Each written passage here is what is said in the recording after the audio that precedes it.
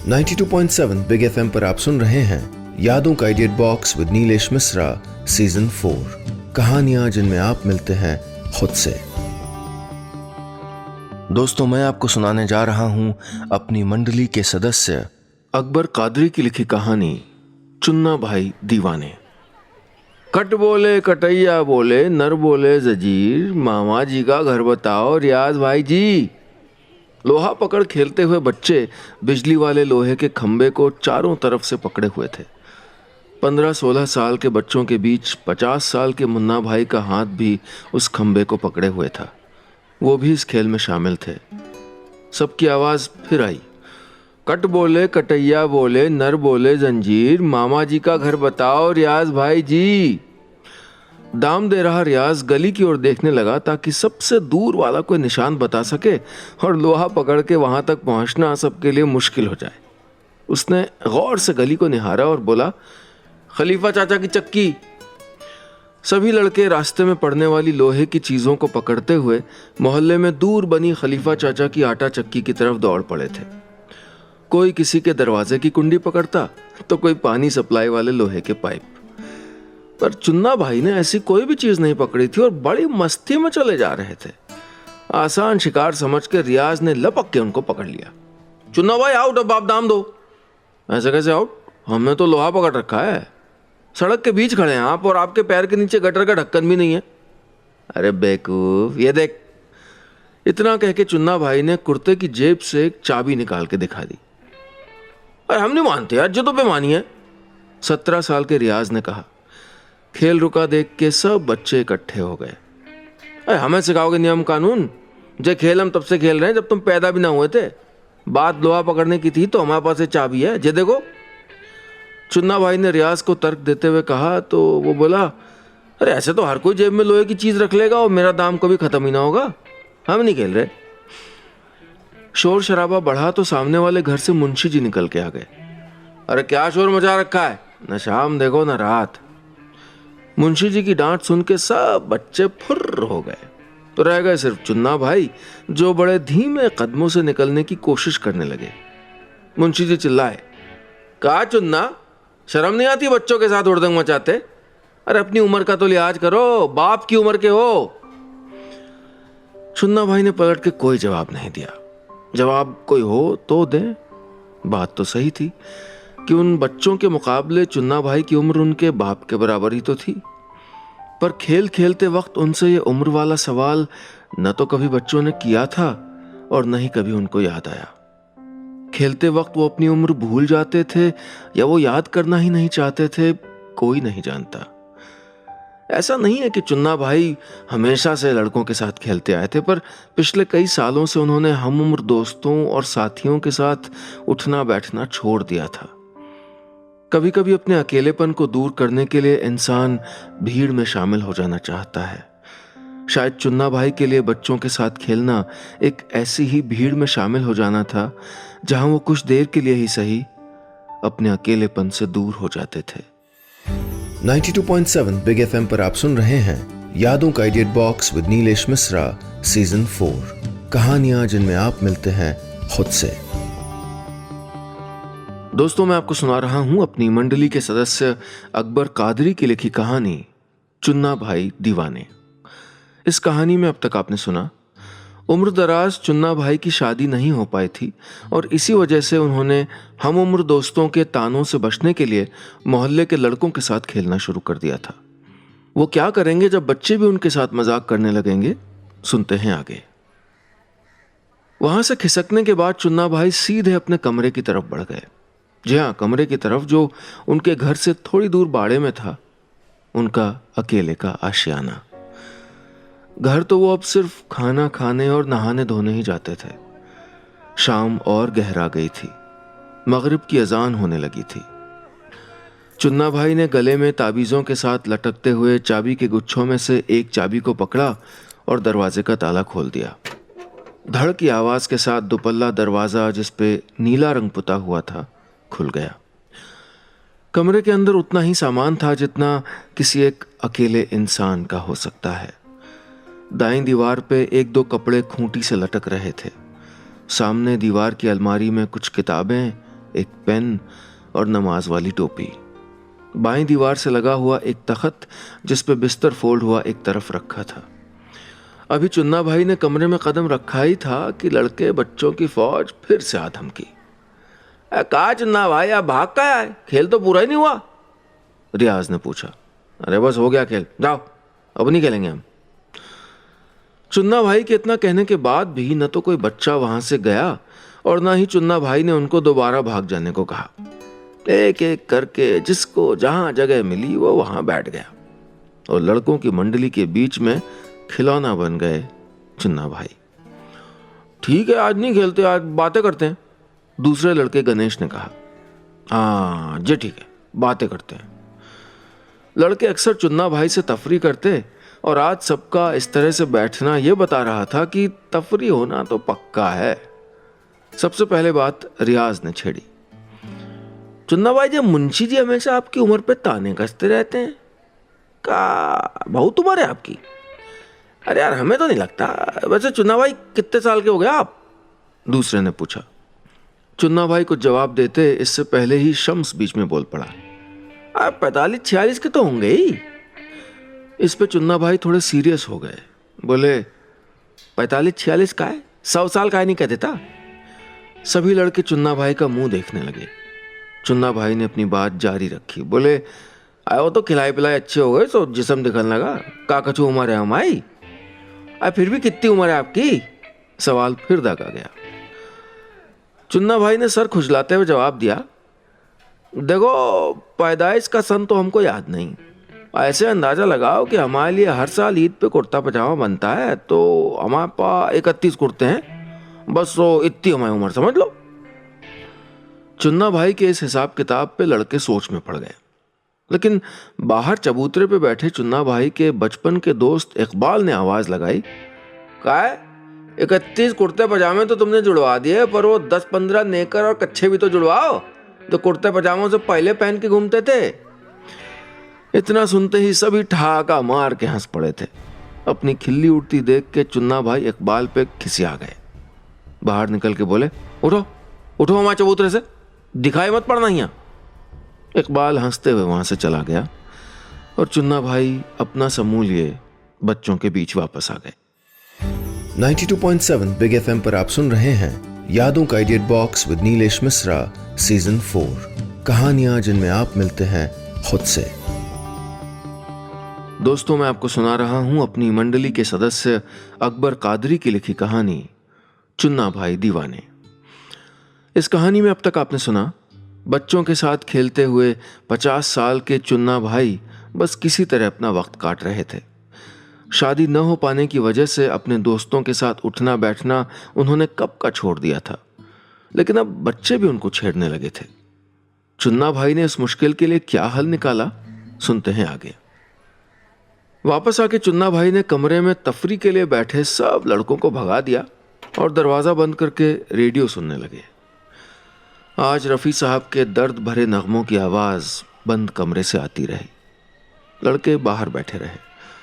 वो चुन्ना भाई के साथ तफरी जरूर करते थे, पर उन्हें मना भी लिया करते थे। काश कभी रूठे हुए चुन्ना भाई को उनके अपने घर वालों ने मनाया होता। कुछ देर बाद जब चुन्ना भाई ने दरवाजा खोला तो उनके चेहरे पे आंसुओं की नमी साफ देखी जा सकती थी। लड़कों को बाहर देख के बोले, क्या है, गए नहीं तुम लोग अभी, यहीं बैठे हो? अरे चुन्ना भाई, आप तो जरा जरा सी बात से नाराज हो जाते हो, देखो तो रोने ही लगे। अरे हम तो रफी साहब के दर्द भरे नगमे सुन सुन के रो रहे थे, तुम क्या समझे, तुम लोगों की वजह से। अरे बहुत देखे तुम्हारे जैसे। चलो जाओ, हमारे खाने का वक्त हो गया, तुम लोग भी खाना खा लो। अब खाना तो चुन्ना भाई की शादी में खाएंगे, बस उसी का इंतजार है। आजिम ने चुटकी काटी और सब वहां से चल दिए। चुन्ना भाई के भी घर जाने का वक्त हो गया था, वरना खाना फिर ठंडा ही खाना पड़ता। बात मजाक में ही कही गई थी, लेकिन चुन्ना भाई को अंदर तक भेद गई। उन्होंने आज से 20 साल पहले यही बात अब्बा से तब कही थी जब जैसे तैसे BA LLB की डिग्री कर ली थी। स्वभाव से बेहद कंजूस और अक्खड़ उनके अब्बा ने जवाब दिया था, देखो तो अभी से शादी की पड़ गई है, न कमाई न रकम, अभी उम्र नहीं है शादी की।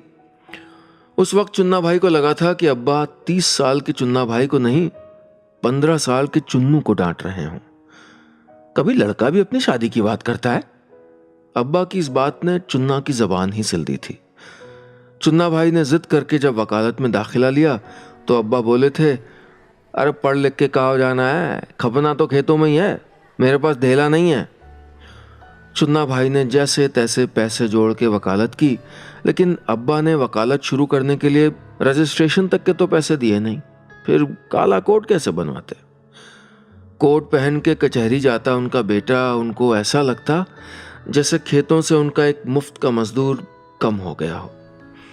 अरे पढ़ लिख के औलादें नाकारा हो जाती हैं, अगर जल्दी शादी करा दी तो डबल नाकारा। ये कह के चुन्ना भाई के अब्बा उनके लिए आए रिश्तों को ठुकराते रहे। वक्त गुजरता रहा। काले कोट की जगह चुन्ना भाई साल में एक बार बनने वाले कुर्ते को पहन के खेत जाने लगे। शाम को खेतों से लौट के जब कभी चुन्ना अपने दोस्तों के साथ बैठते तो शादीशुदा और अपनी घरेलू जिंदगियों में उलझे हुए उनके दोस्तों के पास चुन्ना के लिए कोई बात नहीं होती। भाई जुनैद, मेरा बेटा तो स्कूल जाने लगा है, हिंदी अंग्रेजी की 100 तक गिनती सब याद हो गया छोटू को। अरे एक हमारी बिटिया है, स्कूल का नाम नहीं लिया कि रोना शुरू। महारानी को जाते वक्त चॉकलेट चाहिए और आते वक्त भी। दिन भर निगरानी में निकल जाता है यार, इतनी शरारती है। अपने दोस्तों की इन घरेलू बातों को सुन के चुन्ना भाई को कोफ्त होती, अकेलापन और छू के निकल जाता। एक दिन चुन्ना भाई के दोस्त जुनैद ने उनसे कहा, यार चुन्ना, आज तुम्हारी भाभी ने तो ऐसा लजीज पुलाव खिलाया, मैं तो उंगलियां चाटता रह गया। मुझे तो नहीं खिलाया भाभी ने पुलाव, चुन्ना भाई ने कहा। तो जवाब आया, अरे चुन्ना, स्वाद पुलाव का नहीं, तुम्हारी भाभी की उंगलियों का था, अपने हाथ से जो खिलाया था। अब हाथ से पुलाव खाना है तो शादी कर लो। क्या शादी और चुन्ना की? रहने दो, शेरवानी और सहरे का खर्चा कौन उठाएगा, अब्बा नहीं करवाने वाले शादी। सब ठहाका मार के हंसने लगे थे और चुन्ना भाई खामोशी से चले आए थे वहां से।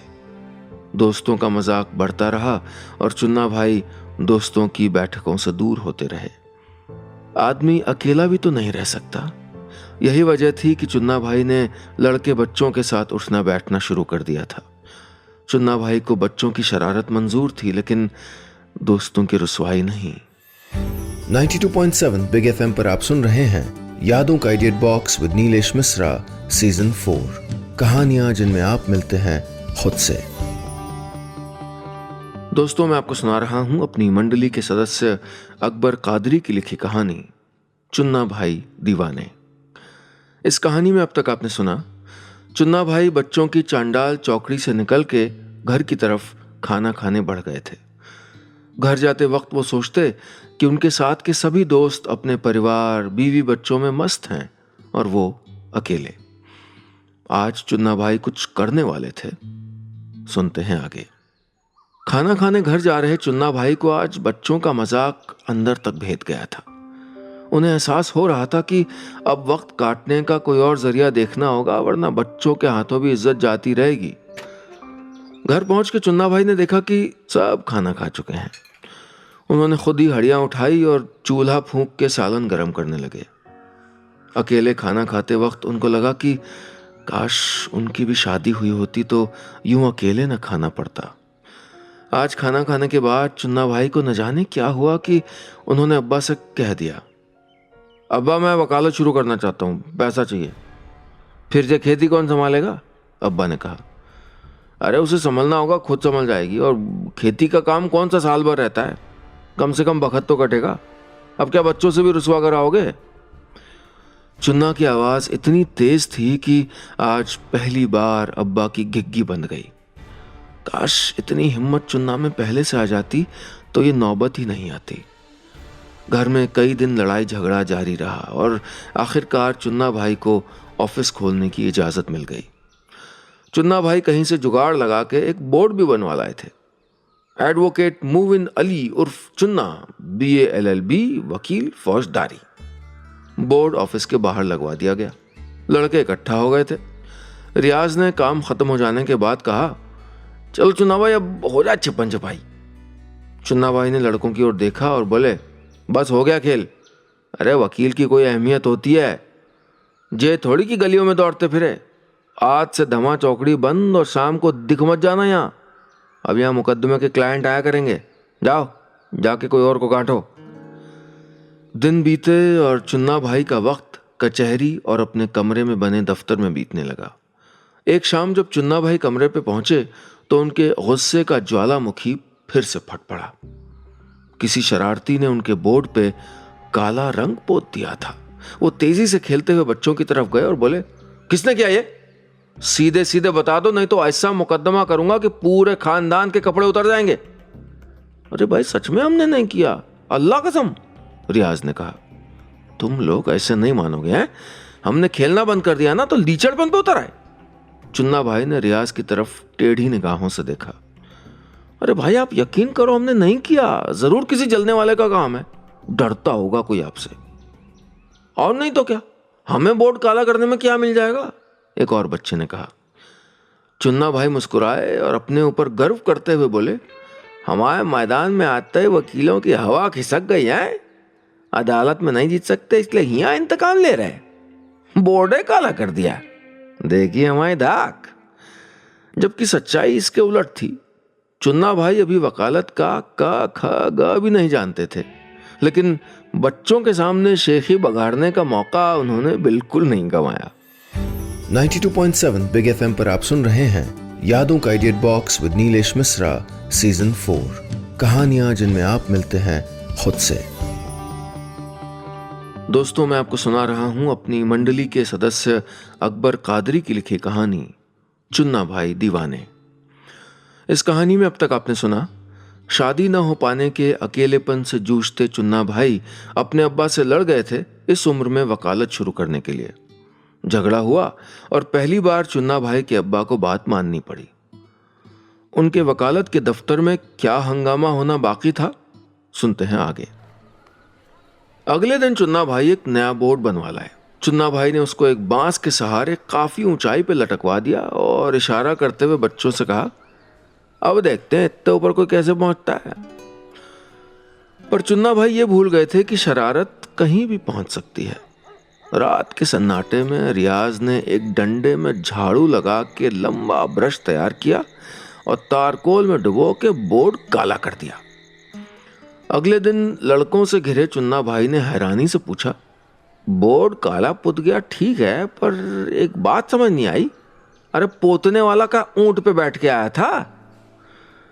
चुन्ना भाई भी शायद जानते थे कि ये बच्चों की ही शरारत है, लेकिन कोई प्रतिक्रिया न देके वो बड़ा होने का सबूत दे रहे थे, अपने वकील होने का। पर झूठ बहुत ज्यादा देर नहीं चलता। खेल तो बंद हो गया था और काला कोट पहन के चुन्ना भाई का कचहरी जाना शुरू। चीजें अगर देरी से शुरू की जाएं तो उसके अपने परिणाम होते हैं। अपने से बहुत छोटी उम्र के लड़कों के साथ खेलना आसान बात है, लेकिन उनके नीचे काम करना अलग, बहुत मुश्किल। चुन्ना भाई की हुई पढ़ाई अभी बहुत पुरानी हो गई थी और कानून नए। जब वो ठीक से काम नहीं कर पाते तो ताने उनकी उम्र पर ही आते। अरे अब तक शादी नहीं कर पाए, इस उम्र में वकालत क्या खाक करोगे? एक ने कहा। मेरी मानो तो तुम फकीरी कर लो, कम से कम खुदा तो मिल जाएगा, दूसरा बोला। बातें बढ़ी तो फिर ये क्रम भी टूटा। रोज रोज की जगह चुन्ना भाई हफ्ते में एक बार, फिर महीने के महीने जाने लगे। शायद जिस चीज से वो भाग रहे थे वही कचहरी में होने लगी थी, मजाक। कोई क्लाइंट भी कभी ऑफिस नहीं आया।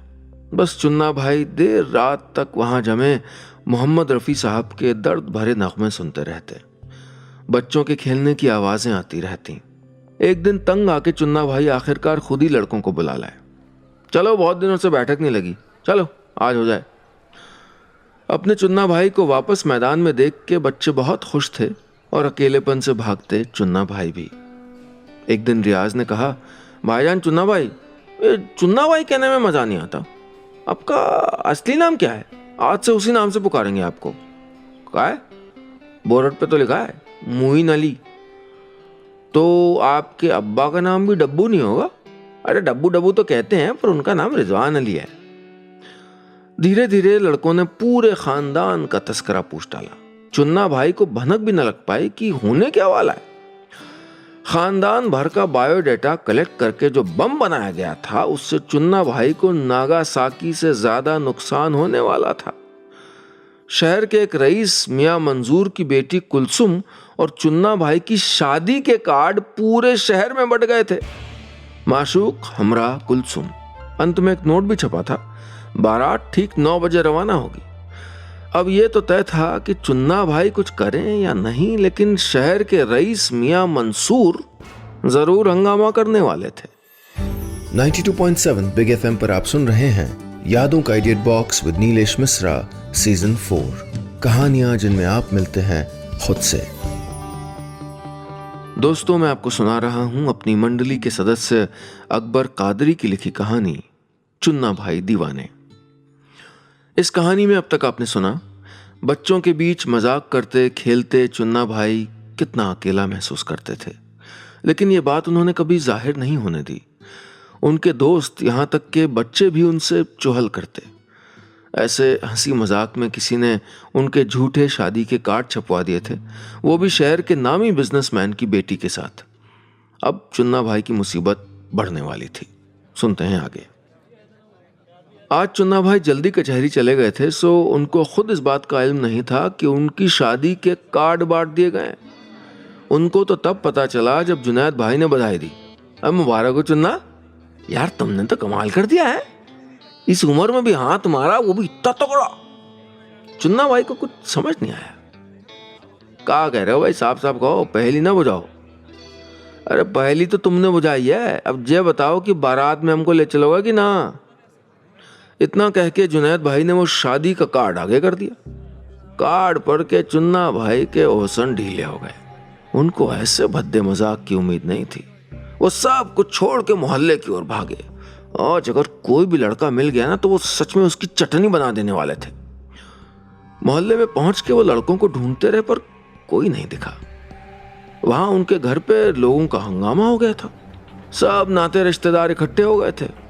और उठो बैठो बच्चों के साथ हैं, सत्यानाश तो होना ही था, एक ने कहा। अजय कोई उम्र है क्या लड़कों के साथ खेलने की?